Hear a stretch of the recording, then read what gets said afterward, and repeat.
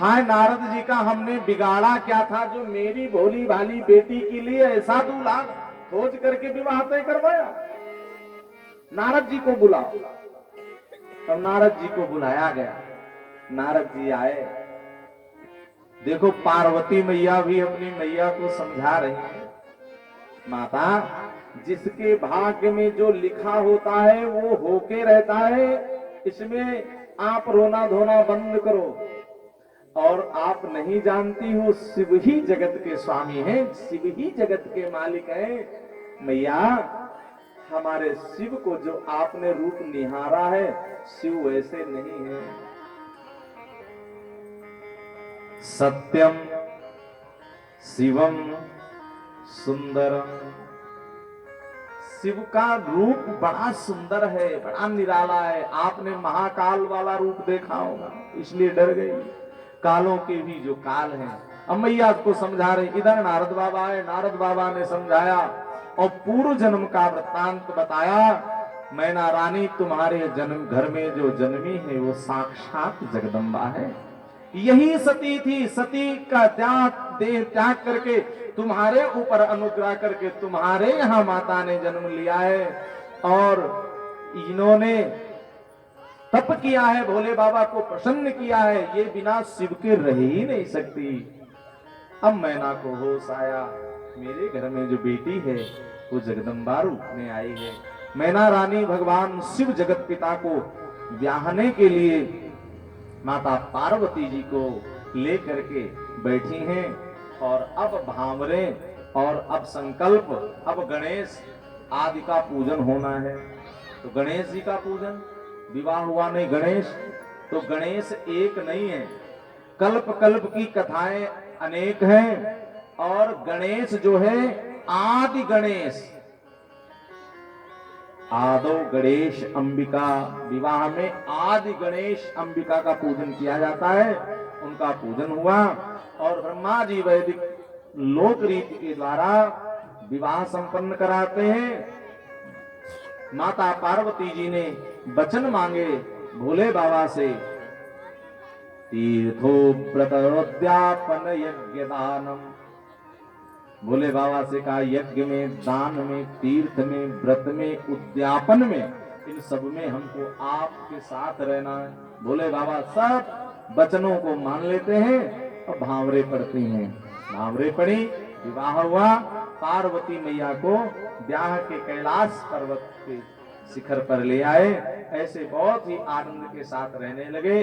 और आज भी हमारे माता पार्वती जी पृथ्वी लोक पर आती हैं और भोले बाबा भी आते हैं अपने ससुराल में सावन के महीने में। इसीलिए भगवान शिव का एक महीना पूरा सावन का महीना माना जाता है। बहुत प्रेम और आनंद से भक्त लोग इनका पूजन करके, इनको सपरिवार पूज करके अपने परिवार की प्रसन्नता की कामना करते हैं।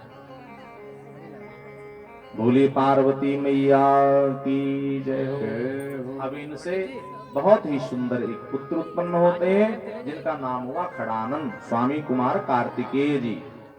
और इन्होंने, इसके बाद में गणेश जी की उत्पत्ति होती है। भगवान गणेश जी का विवाह, प्रथम पूज्य आदि की गणेश पुराण की कथाएं हैं। भागवत जी में सती जी के त्याग की कथा है, सती जी के जलने की बात है। और भागवत जी में शिव पार्वती के विवाह की कथा नहीं है।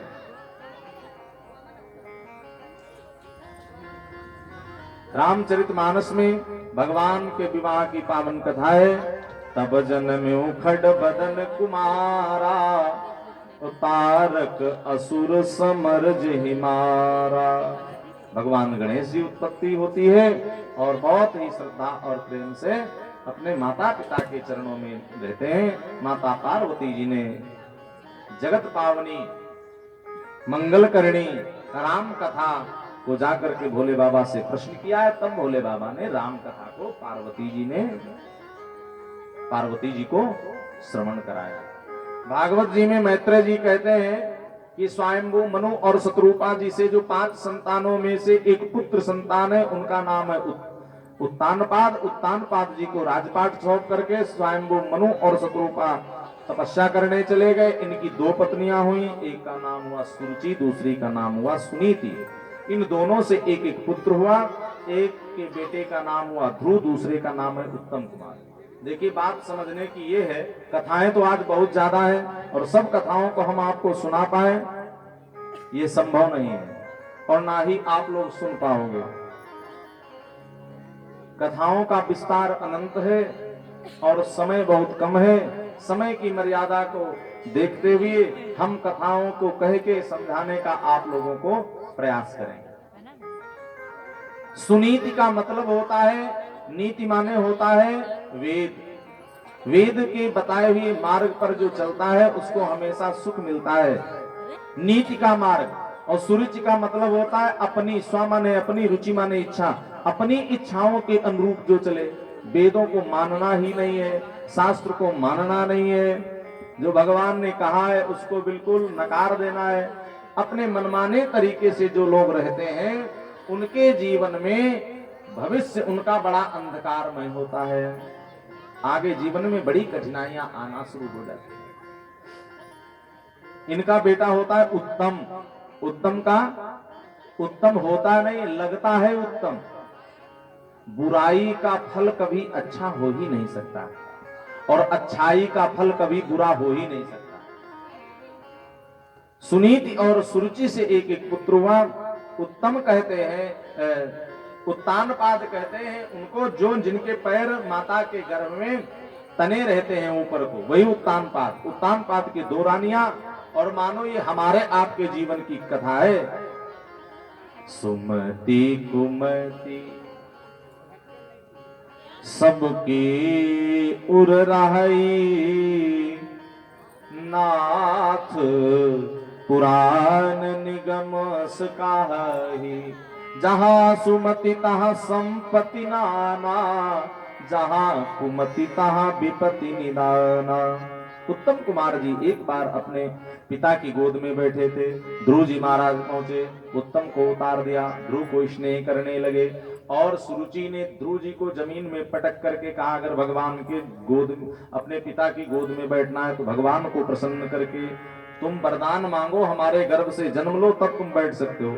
ध्रुव जी महाराज अपनी माता के पास पहुंचते हैं रोते हुए। माता सुनीति समझाती, बेटा तुम्हारी छोटी माँ ने कहा वो बिल्कुल सही है। पिता की गोद कब तक आखिर बैठोगे पिता की गोद में? पिता की गोद कब तक मिलेगी? पिता की छत्र छावा कब तक मिलेगी?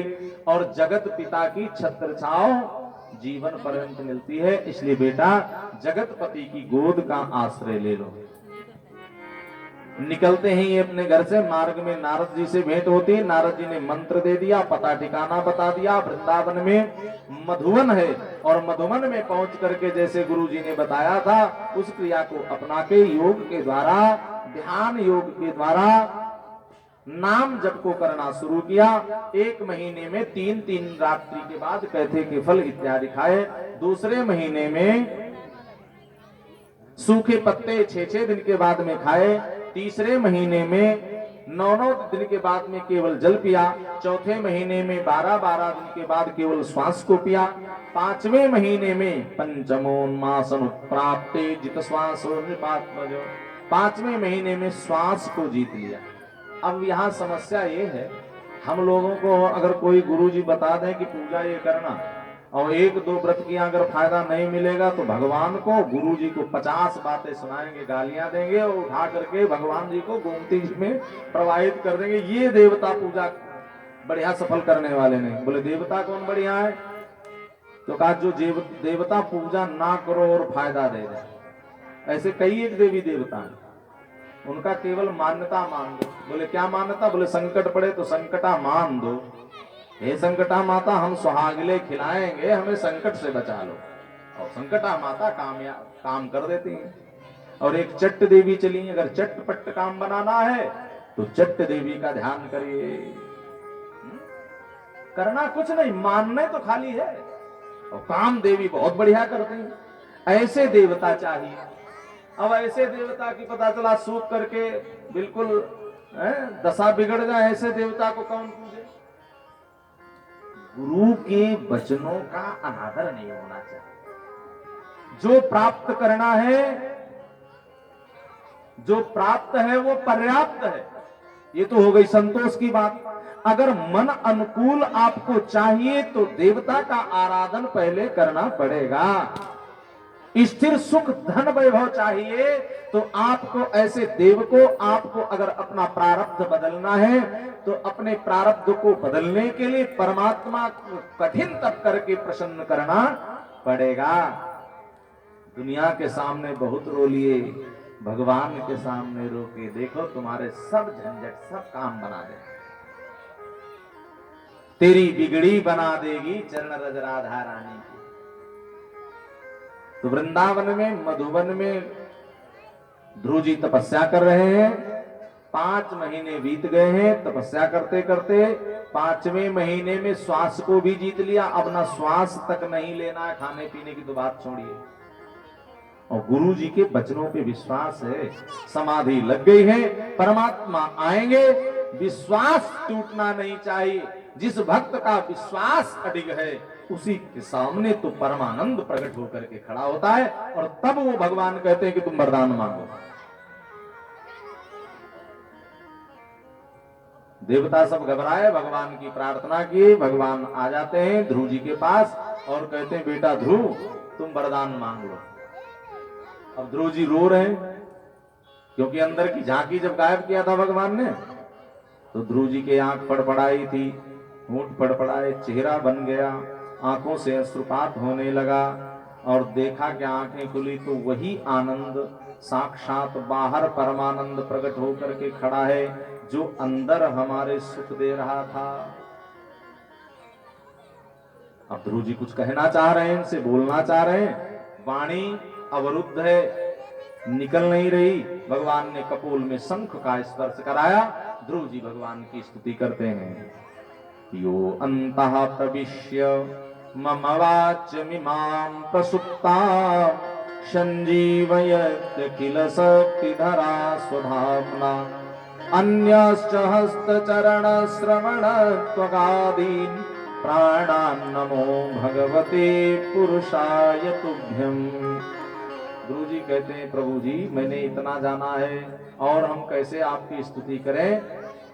यो अंतः प्रविश्य मम वाच्य, आप ही अंतःकरण में विराजमान होकर के वाणी रूप में प्रस्फुटित हो रहे हो, मैं आपको कैसे गा सकता हूं, हमारी सामर्थ्य नहीं है, इसलिए वाणी भी तो आपकी है, चेतना इस शरीर में आपकी शक्ति से, अखिल शक्ति धरा सदामना, आपकी शक्ति से ही सब संसार जगमग हो रहा है। नहीं तो किसी के पास ऐसी शक्ति नहीं है जो दुनिया को देख सके, दुनिया को जान सके, दुनिया को समझ सके।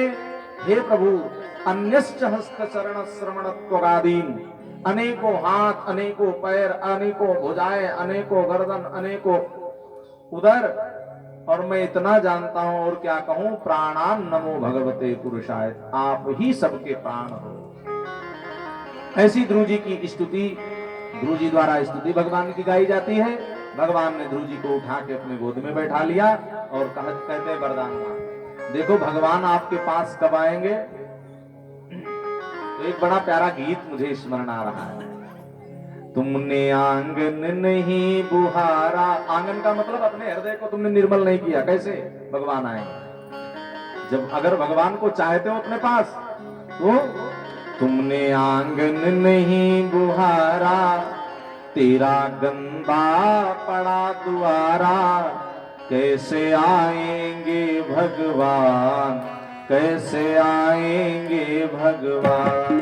तुमने आंगन नहीं बुहारा, तुमने आंगन नहीं बुहारा, तेरा गंदा पड़ा द्वारा, कैसे आएंगे भगवान, कैसे आएंगे भगवान। तुमने आंगन नहीं बुहारा, तुमने आंगन नहीं बुहारा, कैसे आएंगे भगवान, कैसे आएंगे भगवान। चंचल मन को नहीं संभारा, चंचल मन को नहीं संभारा, कैसे आएंगे भगवान, कैसे आएंगे भगवान।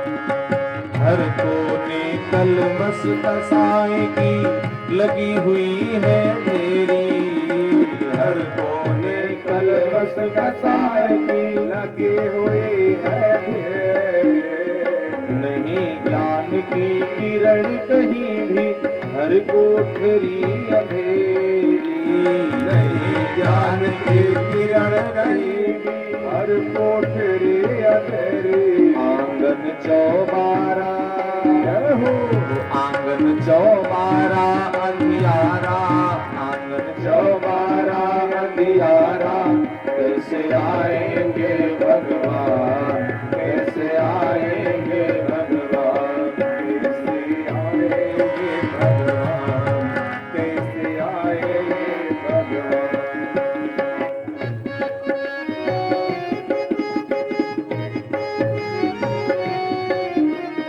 हृदय हमारा पिघल न पाया जब देखा दुखियारा, हृदय हमारा पिघल न पाया जब देखा दुखियारा। किसी पंथ भूले ने हमसे पाया नहीं सहारा, किसी पंथ भूले ने हमसे पाया नहीं सहारा। सूखी है करुणा की धारा, सूखी है करुणा की धारा। कैसे आएंगे भगवान, कैसे आएंगे भगवान, कैसे आएंगे भगवान, कैसे आएंगे भगवान।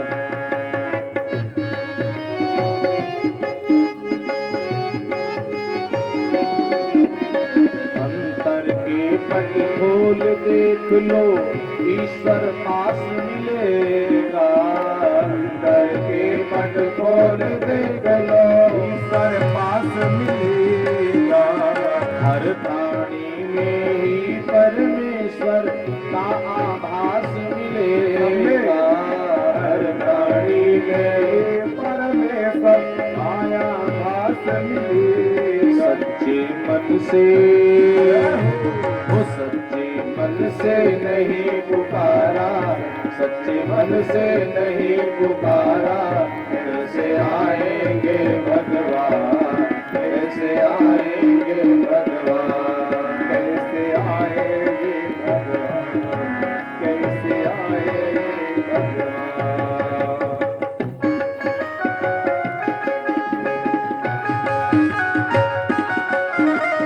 निर्मल मन हो तो रघुनायक सबरी के घर जाते। निर्मल मन हो तो रघुनाथ सबरी के घर जाते। सूर श्याम की बाह पकड़कर साध विदुर घर भाते। सूर श्याम की बाह पकड़ते साध विदुर घर भाते। इस पर हमने इस पर हमने नहीं विचारा, इस पर हमने नहीं विचारा। कैसे आएंगे भगवान, कैसे आएंगे भगवान, कैसे आएंगे भगवान, कैसे आएंगे भगवान, कैसे आएंगे भगवान, कैसे आएंगे भगवान। चंचल मन को नहीं सुधारा, चंचल मन को नहीं सुधारा। कैसे आएंगे भगवान, कैसे आएंगे भगवान। हमने आंगन नहीं बुहारा, हमने आंगन नहीं बुहारा। कैसे आएंगे भगवान, कैसे आएंगे भगवान, कैसे आएंगे भगवान, कैसे आएंगे भगवान। भोले भक्त और भगवान की जय। भगवान कहते हैं वरदान मांग लो ध्रुव जी, तुमने बड़े कष्ट उठाए। तो ध्रुव जी कहते हैं हमने कष्ट कहाँ उठाया प्रभु। समाधिना नेक भवे नयत्पदम विदूषणंदादय उर्धरे तसा। हमने कष्ट कहाँ उठाए, हम तो आनंद में बने रहे।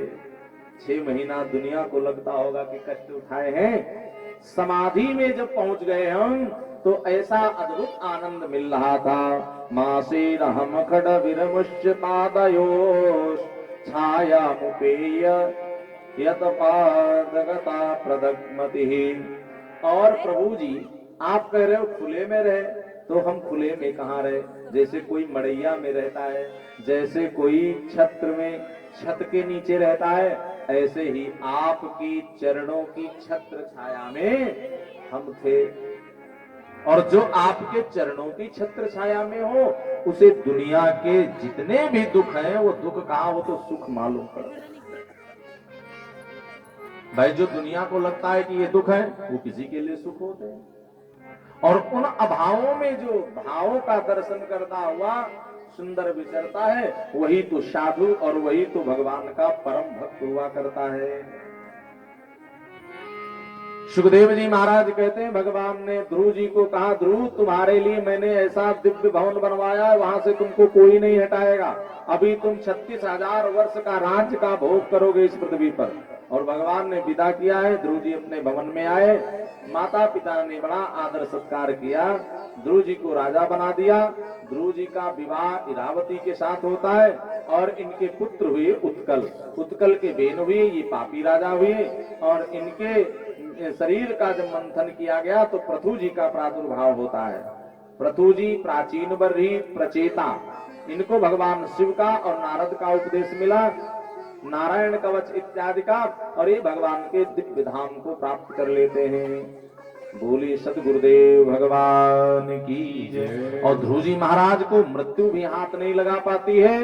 विमान जब भगवान का आया तो उस पे बैठ करके चल देते हैं, मृत्यु भी हाथ मलते रह जाती है, मृत्यु कुछ नहीं कर पाई। जिनकी सप्तऋषियों का परिक्रमा सब लोग दे रहे हैं, लेकिन सप्तऋषियों ने भी जिनकी परिक्रमा देना शुरू किया, उनका नाम है ध्रुव। ध्रुव तारा के रूप में आज भी अटल है वो। ध्रुव माने होता है अटल। ये भगवान की ध्रुव सगला निज प्यो हरि नामो पाई हूं अचल अनुपम उठाओ। अब पंचम स्कंद में प्रियव्रत जी की कथा आती है, जो स्वयंभू मनु और शत्रुपा की 5वीं संतान है। इनके यहाँ आग्निंद्र राजा नाभि मेरु देवी के द्वारा ऋषभ देव जी का जन्म हुआ।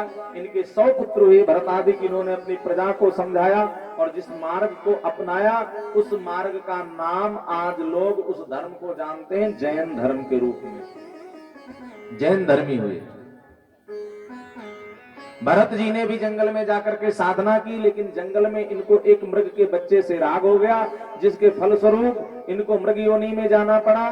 संसार का राग संसार में ही ढकेलता है, इसलिए भगवान के चरणों में अनुराग हो जाए। तीसरा जन्म इनको ब्राह्मण कुल में मिलता है। भूगोल खगोल आदि का वर्णन करके राजा रघुगण को इन्होंने सुनाया है। इस संसार के परम तत्व की बात को कह के सुनाया। 28 प्रकार के नरक है। जो जैसा कर्म इस संसार में करता है, वैसे नरकों की यातनाओं को वो नरक में जाकर के भोग भोगता है। और पंचम खष्टम स्कंद में भगवान के नाम की महिमा का, 5वें स्कंद में कर्म बंधन की बात करते हैं, और खष्टम स्कंद में जो बात करते हैं सुखदेव स्वामी, वो नाम की महिमा की बात करते हैं। अजामिल जैसा जो ब्राह्मण कुल में उत्पन्न हुआ, वेद शास्त्र उसने नहीं पढ़े थे, उसने यज्ञ हवन ध्यान इत्यादि नहीं किया, उसने अपनी प्रवृत्ति धर्म में नहीं लगाई, लेकिन नाम जाप किया।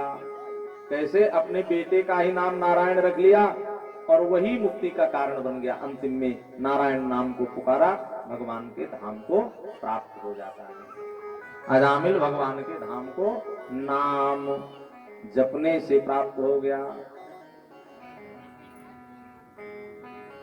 नाम जाप की, नाम की बड़ी महिमा है भगवान की।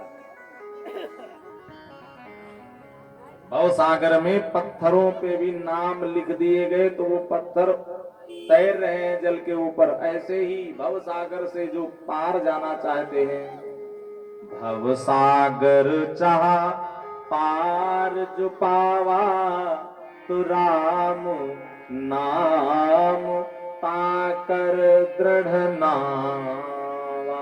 भव सागर से अगर पार जाना चाहते हो तो राम नाम रूपी नौका पर सवार हो जाओ, भव सागर से पार लग जाओगे। एक बार एक राजा ने कहा कि हमके मंत्र दीक्षा लेनी है। महात्मा जी आए, महात्मा जी ने कहा जो आपको अच्छा लगे वो नाम ले लीजिए। तो राजा ने कहा ऐसे राम का कृष्ण का तो सब नाम जपते हैं, हमें कोई मंत्र स्पेशल दो। महात्मा जी उच्च कोटि के थे, वो समझ गए। राजा को ले गए एक नदी के किनारे और राजा से कहा कि नदी के उस पार चलना है और वहां मंत्र देंगे, स्पेशल मंत्र देना है, इसलिए स्पेशल जगह भी तो होनी चाहिए। नौका आई, नौका पे कहा महाराज बिराजी। तो कहा आप राजा हो, इस पर तो सब लोग चढ़ करके उतरते हैं, कोई स्पेशल ना हो, अच्छी ना हो। तो सुंदर राजा ने बड़ी अच्छी नौका बनवाई, उसको सजवाया और कहा महाराज जी बिराजी, कहा ऐसी नाव पे हम नहीं चलेंगे, इस पे तो राजा महाराजा जा सकते हैं। अरे हमारे जैसे साधु जाएंगे, कोई बढ़िया नाव होनी चाहिए। राजा ने कहा बिना मतलब के समय नष्ट कर रहे हो, नदी के पार ही तो जाना है, किसी नाव में बैठकर समय कर रहे व्यर्थ, गुरु भेद अभेद निकाल, किसी नाव में बैठकर होते गंगा पार। तो गुरु जी ने कहा यही तो मैं समझाना चाहता हूं, भव पार ही तो जाना है। भव पार जाना है तो किसी भी नाम का आश्रय ले लीजिए, आपको भव से पार लगा देगा।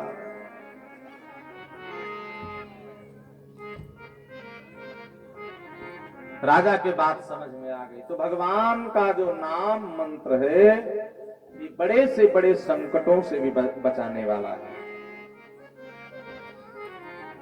कैसे कैसे संकटों से? करले सुधा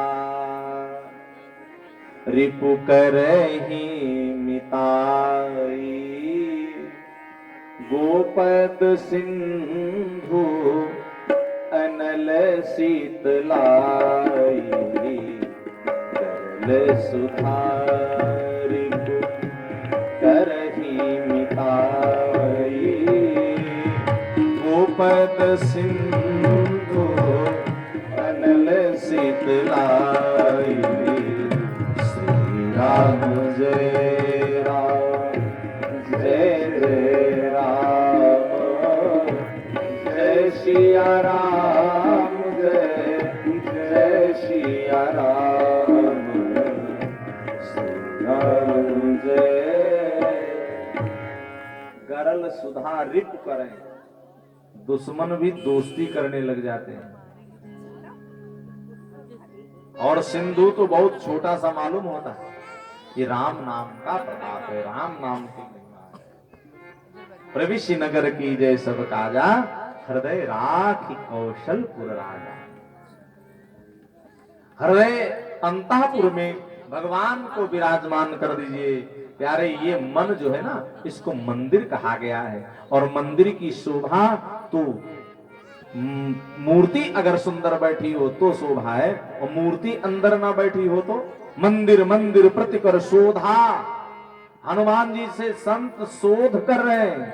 शोध का मतलब कि यहां भक्ति बस रही है लंका में और खोज कर रहे हैं, लेकिन यहां दिखाई नहीं पड़ी भक्ति, क्योंकि देखे जहां तहां अगणित जोधा। हनुमान जी को जलाने की भी प्रयत्न किया गया, प्रयास किया गया, तो शंकर भगवान कहते जले नहीं वो, ये राम नाम का प्रताप है। ताकर दूत अनल ते ही सिरजा, और जरा न सोते ही कारण गिरिजा। और यही बात भागवत जी में सप्तम स्कंद में कह रहे हैं। सुखदेव स्वामी कहते हैं कि देखो, प्रहलाद नाम के एक भक्त हुए, हिरण्यकश्यपु इनके पिता हैं, और हिरण्यकश्यपु ने भगवान ब्रह्मा जी से वरदान बहुत कठिन तपस्या करके प्राप्त किया है कि हमको न दिन में कोई मार सके, न रात में मारा जाऊं, ना ऊपर मरूं न नीचे मरूं, न घर में मरूं न घर के बाहर मरूं, न अस्त्र से मरूं न शस्त्र से मरूं, न नर से मरूं न पशु से मरूं? ब्रह्मा जी तुम्हारे द्वारा बनाई हुई सृष्टि में मैं किसी दिन में मारा न जाऊं? ब्रह्मा जी ने तथास्तु कह दिया। इतने वरदानों को पाकर के इसने पृथ्वी पर आतंक मचा दिया, स्वर्ग को भी जीत लिया, और इनका जो पुत्र हुआ उनका नाम हुआ है प्रहलाद। बोली भक्त प्रहलाद की, जो नाम जप कर रहा है। और जब हिरण्यकशिपु को पता चला तो हिरण्यकशिपु ने एक दिन पूछा, बेटा सुनाओ, अपना पाठ सुनाओ, क्या पढ़ा तुमने? तो प्रहलाद कहते, श्रवणम कीर्तनम विष्णु स्मरणम पाद सेवनम अर्चनम बंदनम दास्य सख्यमात्म निवेदनम। हे पिताजी, मैंने नवधा भक्ति पढ़ी, और नवधा भक्ति ये हमारी जिंदगी को संवार सकती है, सुधार सकती है। पिताजी को सुनाया तो पिताजी ने प्रहलाद को गोद में लिए थे, फेंक दिया। ये कहां से सीख करके आ गया? श्रवण भक्ति, कीर्तन भक्ति, स्मरण भक्ति, सेवा की भक्ति, अर्चन भक्ति, पूजन भक्ति, और ये सब कुछ करते भी अभिमान ना आए कि हम इतना कुछ हम कर रहे हैं। दास्य भाव हो, प्रभु जी हम आपके दास हैं, जो आपने दिया है तुदीयम वस्तु गोविंद तुभ्यमेव समर्पयामि। प्रहलाद जी ने कहा भाव ऐसा हो पिताजी, ऐसा भाव ना हो कि हम बड़े हमारे पास है, हम भगवान को दे रहे हैं, तो हम देने वाले कौन होते हैं? प्रहलाद के पिता ने प्रहलाद को फेंक दिया, और मारने की एक नहीं हजारों उपाय करवा दिए, प्रहलाद मारे नहीं गए। अंत में प्रहलाद को खंबे से बांध दिया, आग में भी जलाया गया, पर्वत से भी फेंका गया, मार्ग में भी गाड़ दिया गया, जमीन के अंदर, समुद्र में भी फेंका गया, लेकिन भगवान के भक्त को अग्नि जला दे ऐसी शक्ति अग्नि में नहीं है। भगवान के भक्त को समुद्र डुबा दे ऐसा क्षमता समुद्र में नहीं है। और ऊंचाई पर्वत की चाहे जितनी हो, लेकिन भगवान के भक्त को खत्म कर दे ऐसा पर्वत ऊंचा कहां हो सकता है? पृथ्वी में भी दब करके वो मरता नहीं जो भगवान का भक्त हो। पृथ्वी में इतनी गुरुता नहीं है जो पृथ्वी भक्त को मार दे।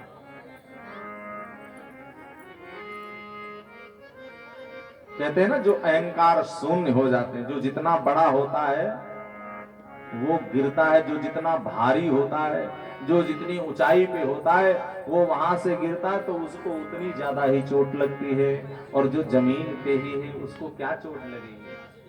प्रहलाद जी भगत हैं। प्रहलाद जी जैसे भक्त को हिरण्यकश्यपु ने खंबे से बांध करके पूछा, बताओ तुम्हारा भगवान कहाँ है? तो प्रहलाद ने कहा, पिताजी जिस खंभ से बांधे पिता, इसमें भी मेरा राम है।